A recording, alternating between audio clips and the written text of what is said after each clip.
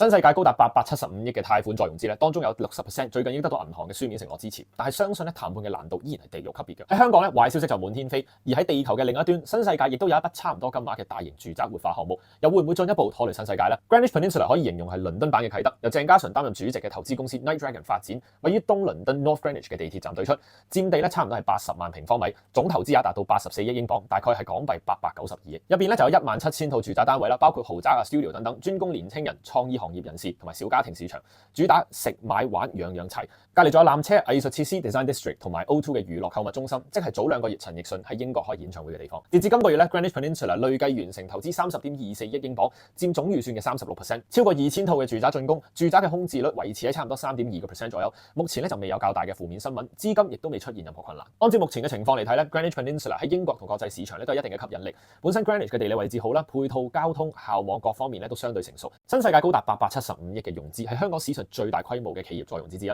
成功與否就要睇下母公司周大福集團同埋新世界高層同銀行嘅談判進展啦。不過單一宗融資嘅金額已經幾乎等同於一個英國30年嘅大型發展項目，數字實在驚人。